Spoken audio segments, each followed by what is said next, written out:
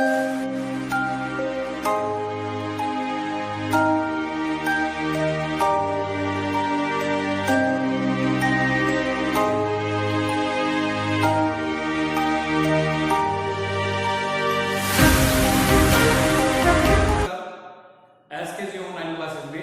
सबका स्वागत है। आज हम कक्षा 12 की जो लेखा शास्त्र पुस्तक है उसमें से हमारा जो प्रकरण होगा बंद हुए साझेदारी खातों में समायोजन। तो कई बार पुस्तकें बंद करने के बाद पता चलता है कि अमुक मद का लेखा नहीं किया गया या कम किया गया या ज्यादा किया गया। तो ऐसी कौन कौन सी मदें हैं? तो निम्न मदों के लिए हमें क्या है, समायोजन करने होते हैं। जैसे पहला है पूंजी पर ब्याज का लेखा नहीं किया जाना या कम या अधिक लगा देना। तो हमें पुस्तकें बंद करने के बाद पता चलता है कि हमने पूंजी पर ब्याज चार्ज नहीं किया या ब्याज नहीं लगाया, कम लगाया, ज्यादा लगाया, तो इसके लिए समायोजन किए जाते हैं। आहरण पर ब्याज का लेखा नहीं किया जाना, साझेदारों के पारिश्रमिक, वेतन, फीस व कमीशन का लेखा नहीं करना, गलत अनुपात में लाभों का विभाजन होना, लाभ विभाजन अनुपात में परिवर्तन होना। इन मदों के लिए पुस्तकें बंद करने के बाद निम्न समायोजन के माध्यम से इसमें सुधार किया जाता है। तो जो समायोजन की विधियां हैं, इसमें इनके सुधार के लिए जो समायोजन की विधियां हैं वो है दो। समायोजन की विधियां हैं दो। एकल परिविष्टि द्वारा समायोजन, इसके अंतर्गत क्या है कि साझेदारों के खातों में उनसे यदि पैसा हमें रुपया लेना है तो उनके डेबिट पक्ष में, उन्हें लेना है तो उनके खातों में क्रेडिट पक्ष में, फिर अंतर की राशि का समायोजन करके हम परिविष्टि करते हैं। इसी प्रकार दूसरी विधि है लाभ हानि समायोजन खाता खोलकर। इसमें पीनल एडजस्टमेंट अकाउंट खोलकर जिन मदों का लेखा नहीं किया गया उनको डेबिट पक्ष में, जैसे पूंजी पर ब्याज है तो उसको डेबिट पक्ष में, आहरण पर ब्याज है उसको क्रेडिट पक्ष में दिखाकर अंतर की राशि का समायोजन करके हम जो एरर होगा उसको दूर करते हैं। तो चलिए अब सबसे पहले हम एकल परिविष्टि द्वारा समायोजन आपको समझाते हैं एक एग्जाम्पल के माध्यम से। अब एकल परिविष्टि के माध्यम से हम बंद हुए साझेदारी खातों में समायोजन आपको प्रैक्टिकल के रूप में बताते हैं। तो ये हमारा क्वेश्चन है, क्वेश्चन के माध्यम से इस चीज को हम हल करते हैं। RST 321 में लाभ हानि बांटते हुए साझेदार है, उनके पूंजी खाते से 31 मार्च 2017 को आहरण तथा लाभ का समायोजन करने के पश्चात इस प्रकार है: 1,15,000, 70,000 और 42,000। वर्ष के खाते बंद करने के पश्चात ज्ञात हुआ कि पूंजी पर 10% तथा आहरण पर ब्याज 1,000 रुपए, 600 रुपए और 400 रुपए लगाना रह गया, यानी ब्याज लगाना भूल गए। उनके आहरण 15,000, 10,000 और 8,000 रुपए के थे। वर्ष का लाभ बिना पूंजी व आहरण पर ब्याज के समायोजन के पूर्व 60,000 रुपए था। एकल परिविष्टि कीजिए। तो हमने भी आपको बताया था इसमें जो सुधार होता है एकल परिविष्टि के माध्यम से या लाभ हानि समायोजन खाता खोलकर।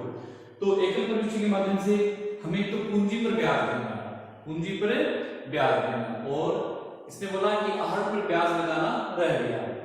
तो इनकी जो पूंजी, ये जो पूंजी दी हुई है क्लोजिंग कैपिटल है, ये 31 मार्च की कैपिटल है, क्लोजिंग कैपिटल 1,15,000 और 70,000 और 42। हमें चाहिए ओपनिंग कैपिटल। तो ओपनिंग कैपिटल हमें सबसे पहले ज्ञात करनी होगी, उसके बाद हम विश्लेषण तालिका के माध्यम से तैयार करेंगे और बाद में हमारी परिविष्टि होगी। तो सबसे पहले वर्ष के अंत की पूंजी ज्ञात, प्रारंभिक पूंजी ज्ञात करते हैं। तो वर्ष के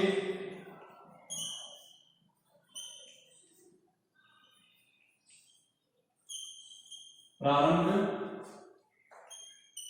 की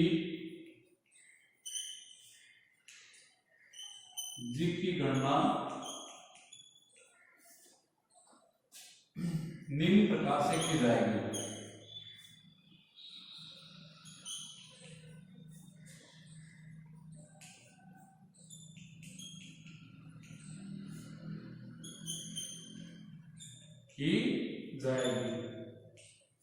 calculation of opening capital.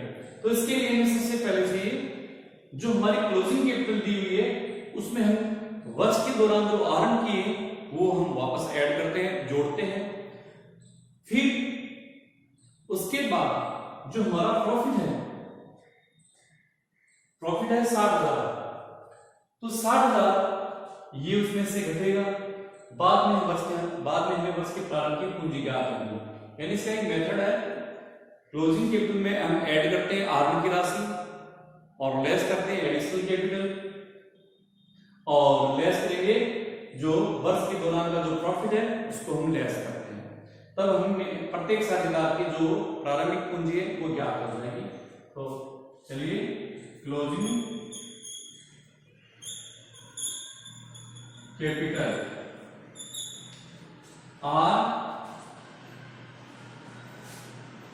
RST, तो आर की क्लोजिंग कैपिटल है देखो क्वेश्चन में 1,15,000,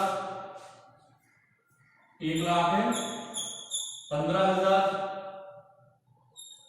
70,000 और अब देखिए 42,000, टी की है 42,000।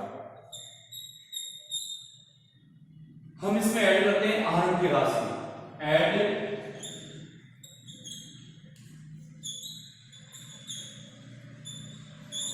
ड्रॉइंग्स। तो हमारे जो आहरण है इसमें दिए हुए उनके आहरण 15,000, 10,000 और 8,000। तो 15,000, 10,000 और 8,000। आहरण की राशि ऐड की जाएगी इसमें, और एडिशनल यदि दिया हुआ होता तो हम लेस करते हैं। एडिशनल की राशि इसमें है नहीं, तो जो वर्ष का लाभ है वो इसमें से हम लेस करेंगे। तो पहले हम ऐड करते हैं, ये हो गए 1,30,000, ये हो गए 80,000 और ये हो गए 50,000। अब यहां लेस करते हैं एडिशन की, जो अतिरिक्त पूंजी दी हुई होती तो हम उसको लेस करते, जो है नहीं तो अब हम लेस करेंगे जो प्रॉफिट है वो लेस करेंगे वापस से। जो पहले प्रॉफिट हमने इसमें क्रेडिट कर दिया था ऑलरेडी पहले से, तो उसको हमें लेस करना है। तो प्रॉफिट हमारा देखिए 60,000 रुपये था जो जमा किया हुआ था पहले से, अब हम उसको घटाएंगे। लेकिन इनका जो रेशियो है 3:2:1, 3:2:1, तो 60,000 को 3:2:1 में हमने बांटा, 3/6, 2/6 और 1/6। तो प्रत्येक का इसमें आएगा, इसका आएगा 30,000, इसका आएगा 20,000 और इसका आएगा 10,000। तो ये हमें वर्ष के प्रारंभ की पूंजी ज्ञात हो गई। ओपनिंग कैपिटल, ओपनिंग कैपिटल ये आएंगे 1,00,000 रुपए, ये 60,000, ये आएंगे 40,000। हमारे क्वेश्चन में यह था कि पूंजी पर 10% ब्याज, पूंजी पर 10% ब्याज लगाएंगे और आहरण पर ब्याज लगाना भूल गए। तो आहरण पर ब्याज की राशि पहले से निकाल कर हमें दी हुई है, तो पूंजी पर 10%, तो ये प्रारंभिक पूंजी है 1,00,000, इसका 10% हुआ 10,000, 10,000, इसका निकलेगा 10% 6,000 और इसका निकलेगा 4,000। तो ये हम इसके लिए हमें विश्लेषण तालिका तैयार करनी है। उस विश्लेषण तालिका में जो पूंजी पर ब्याज है साझेदारों के खातों में तो क्रेडिट किया जाएगा और फर्म के खाते में डेबिट किया जाएगा। इसी प्रकार आहरण पर ब्याज है, तो आहरण पर ब्याज साझेदारों के खाते में डेबिट होगा और फर्म के खाते में क्रेडिट होगा। तो इस चीज को हम विश्लेषण तालिका के माध्यम से आपको समझाते हैं, और विश्लेषण तालिका में जो अंतर की जो राशि आएगी वो समायोजन के माध्यम से हम एक प्रविष्टि करके आपको फिर बताते हैं। विश्लेषण तालिका के माध्यम से आपको हम जो प्रविष्टि समझाते हैं। तो हमने पूंजी पर ब्याज पूंजी पर ब्याज नहीं लगेगा और आहरण पर ब्याज लगाना हमारा रहेगा। तो सबसे पहले हम यहाँ लिखेंगे, इसमें ये इस प्रकार से तालिका तैयार करनी है। पर्टिकुलर्स आर के यानी जो इनके भी दो कॉलम, एक डेबिट का और क्रेडिट का, डेबिट और क्रेडिट, एस के भी 2 कॉलम और टी के भी 2 कॉलम और फर्म के भी 2 कॉलम, यानी इनके आपको डेबिट क्रेडिट के 2 कॉलम तैयार करने हैं। तो सबसे पहले हमें पूंजी पर ब्याज लगाना रहेगा। यहां हम लिखेंगे इंटरेस्ट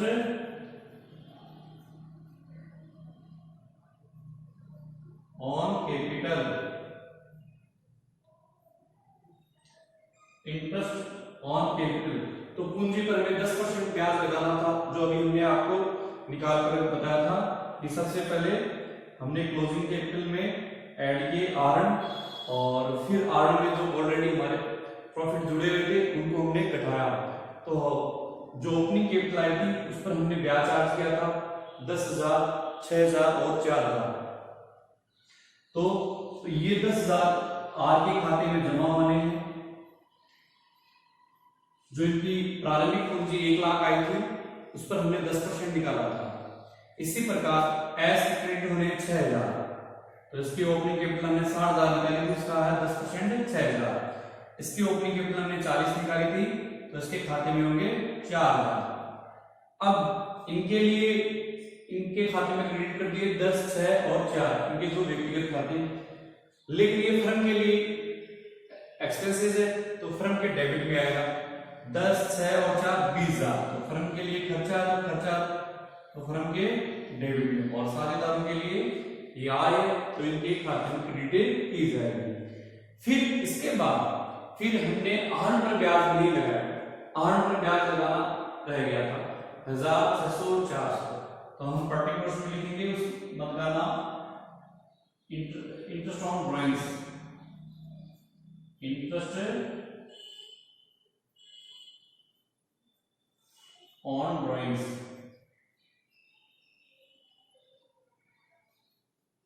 तो देखिए 1,000, 600, 400 ये साझेदारों से लेने हैं, पूंजी पर ब्याज इन्हें देना था, तब हमने इनके खाते में क्रेडिट किया है। आहरण पर ब्याज साझेदारों से लेना है, तो इनके डेबिट किया जाएगा। 1,000 रुपये,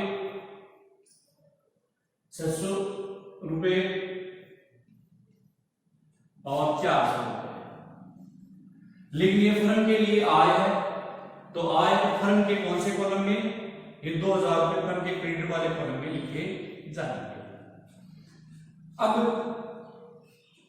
जो अंतर की राशि आ रही है, इस साइड का फर्म का बैलेंस है 20,000, इस साइड का है 2,000, तो फर्म का 18,000 से डेबिट बैलेंस आ रहा है। कितने से? 18,000 रुपए से आ रहा है। तो ये हमने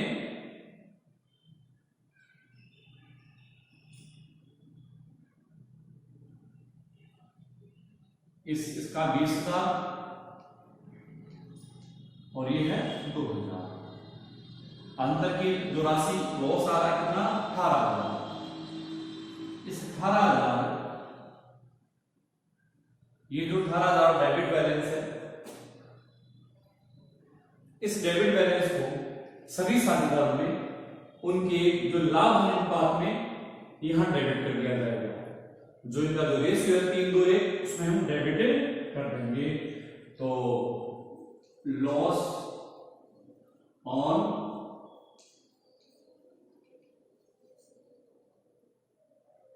और 3:1 रेशियो में, तो 18,000 को 3:1 में इस लॉस को साझेदारों के डेबिट कर दिया जाएगा। तो प्रत्येक का यानी इसका 3/6, 2/6 और 1/6 से इसका आएगा 18,000 रुपए, 1/6 से आएंगे 3,000 रुपए। कितने? 3,000। तो टी का आएगा 3,000 और 2/6 से एस का आएगा 6,000 और 3/6 से आएगा इसका आएगा 9,000 और ये आएगा इसका 6,000। अब हमें प्रत्येक कॉलम का योग करना है, प्रत्येक कॉलम का योग करना है। तो अब आप देखिए पहले आर का जो डेबिट का योग है 10,000 और क्रेडिट का योग है 10,000। अब इसमें मैं तो डेबिट की राशि का मैं क्रेडिट की बराबर है, नहीं तो आर से लेना है ना आर को कुछ देना है। एस का डेबिट बैलेंस है 6,600 और क्रेडिट का है 6,000। अब एस का डेबिट बैलेंस 700 रुपए ज्यादा है, यानी एस के क्रेडिट पक्ष में 6,000 रुपए इसके जमा है, उसके नाम है 6,600, यानी 600 रुपए ऐसे लेने हैं, 600 रुपए ऐसे लेने हैं। तो लेने तो उसको जब जनरल प्रविष्टि करेंगे तो यहां लिखा जाएगा एस कैपिटल अकाउंट BR 600 रुपए टू। अब वो आगे होगा जब हल करेंगे तो टी का देखिए, टी का इस साइड का योग है 3400 रुपए, डेबिट का योग है 3400 और क्रेडिट का है 4 लाख। तो टी का जो क्रेडिट बैलेंस है 600 रुपए ज्यादा है, 600 और डेबिट है 3400 रुपए, यानी अंतर की राशि 600 रुपए है। लेने 3400 रुपए, देने 4,000 है, तो अंतर कितना आया 600 रुपए। तो 600 रुपए यानी अंतर की राशि का समायोजन किया जाएगा। तो T to T's capital account ये हो गए 600 रुपए।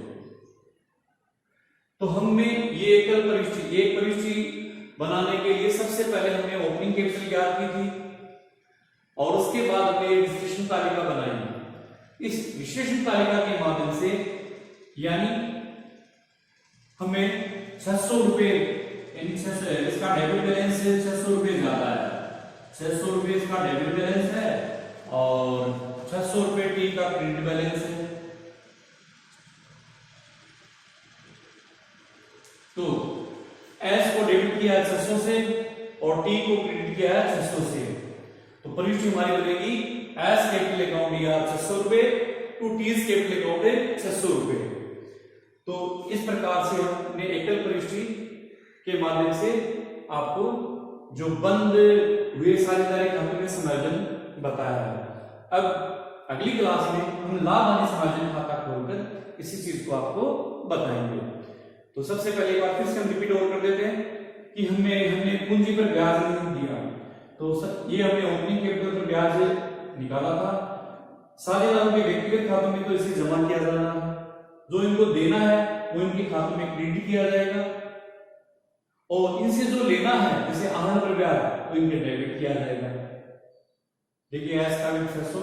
फिर जो भी यहां पर अंतर की, अब फर्म में क्या है, पूंजी पर जो ब्याज दिया फर्म के लिए एक्सपेंसेस है तो फर्म के डेबिट में, और आहरण पर ब्याज फर्म के लिए इनकम है इसके क्रेडिट पक्ष में। जो अंतर की राशि हमारी आई 18,000 का डेबिट बैलेंस आया, 18,000 का कौन सा बैलेंस आया, ये डेबिट बैलेंस आया। तो इस डेबिट इस रोज को सभी साझेदारों ने हमने क्या किया 3-2-1 में, तो 3-2-1 में 9,000, 6,000 और 3,000 में इसका विभाजन कर दिया। फिर प्रत्येक कॉलम का हमने योग किया और देखा कि किस साझेदार से लेना है या किसको देना है। तो आर का बराबर था, एस का 600 रुपए डेबिट बैलेंस है और यानी डेबिट साइड का योग ज्यादा है और टी का क्रेडिट बैलेंस है 600। तो हमने परिष्टि हमारी बनी एस कैपिटल अकाउंट या टीज कैपिटल अकाउंट, जो ये परिष्टि हमने यहाँ पर बनाई है। तो ये एकल परिष्टि के माध्यम से हमने जो सुधार किया है। समायोजन खाता खोलकर आपको समझाते हैं बंद हुए साझेदारी खाते में समायोजन। अभी हमने एकल परिष्टि के माध्यम से आपको इसको समझाया था, जिसमें सबसे पहले हमने ओपनिंग कैपिटल ज्ञात की थी जो इसमें दी हुई नहीं है। तो ओपनिंग कैपिटल की जो प्रोसेस आपको बताई थी, क्लोजिंग कैपिटल दी हुई है, उसमें हमने आहरण ऐड किए थे, जो प्रॉफिट पहले से उसमें जुड़ा हुआ था ऑलरेडी उसको हमने माइनस किया था। तब हमारी ओपनिंग कैपिटल आई थी 1,00,000 रुपए, 60,000 और 40,000, जिस पर हमने पूंजी पर हमें ब्याज हमने निकाला था 10%, यानी 10,000, 60,000 और 40,000। तो फिर हमने उसमें विश्लेषण तालिका तैयार की थी। उसके बाद विश्लेषण तालिका में जो नीचे अंतर की जो राशि आई थी साझेदारों के व्यक्तिगत खातों से, तो उसके आधार पर हमने वो एक प्रविष्टि बनाई थी। अब हम लाभ हानि समायोजन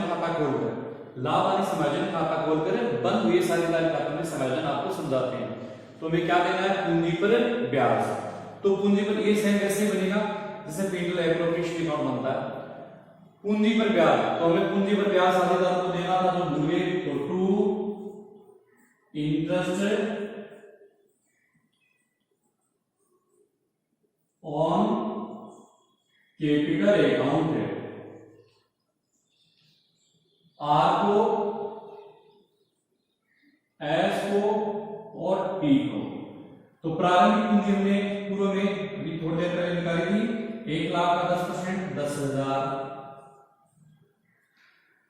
60,000 का 10%, 6,000, 40,000 का 10%, 4,000। अब आहरण पर ब्याज देना भूलिए, तो टोटल ये हो गए 20,000। कितने?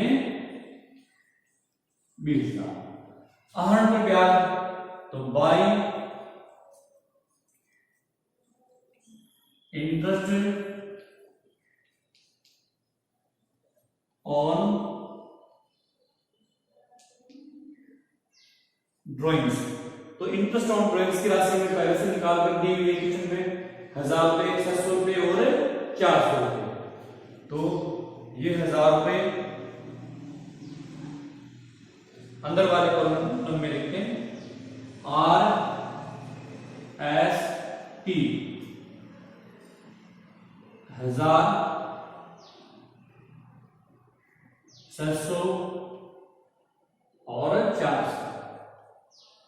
तो ये हमने 2,000 रुपए बाहर वाले कॉलम में लिख दिए। अब आप देखिए इसके डेबिट साइड का ये हो गया 20,000 और क्रेडिट का ये हो गया 2,000। तो जो डेबिट बैलेंस की राशि आ रही है वो पार्टनर्स के अकाउंट में बढ़ेगी। तो बाय पार्टनर्स कैपिटल अकाउंट कितनी थी? 18,000। आर एस टी ये 18,000 इनके लाभ हानि अनुपात में बढ़ेंगे। कौन से अनुपात में? लाभ हानि अनुपात में। तो 18,000 को हमने लाभ हानि अनुपात में बांटा, तो 18,000 को 3/6, 2/6 और 1/6। तो 9,000, 6,000, 3,000। तो ये 9,000, 6,000 और 3,000। इस 18,000 यानी रोज को हमने सभी साझेदारों में बांट दिया। तो दोनों साइड का योग 20,000 और इस साइड का योग 20,000। इस प्रकार हमें P&L एडजस्टमेंट खाता खोलकर भी जो पूंजी पर ब्याज लगाना या आहरण पर ब्याज लगाना या वेतन देना, कमीशन देना यदि भूल जाते हैं तो इस विधि के द्वारा भी हम इस चीज को हल कर सकते हैं। लेकिन साथ में भी जनरल प्रविष्टियां भी पूछी जाती है। तो इसमें देखो प्रविष्टियां पूछी जाती है, तो प्रविष्टि बनेगी देखो P&L adjustment account DR to R capital to S capital to T's capital. तो P&L एडजस्टमेंट खाता तो होगा 20,000 से डेबिट और जनरल में उनके खाते में क्रेडिट। सेकंड प्रविष्टि इसमें और बनेगी, यदि R capital account DR 1,000, S capital account DR 600, T's capital account DR 400 to P&L adjustment account, to P&L adjustment account. एक प्रविष्टि जो लॉस वाली है ये और बनेगी, R capital account DR 9,000, S capital account DR 6,000, T's capital account DR 3,000 to P&L adjustment account.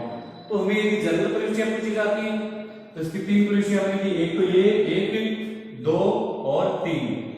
और फिर हमें बाद में ये P&L एडजस्टमेंट खाता खोलकर इस प्रकार से समायोजन करना है।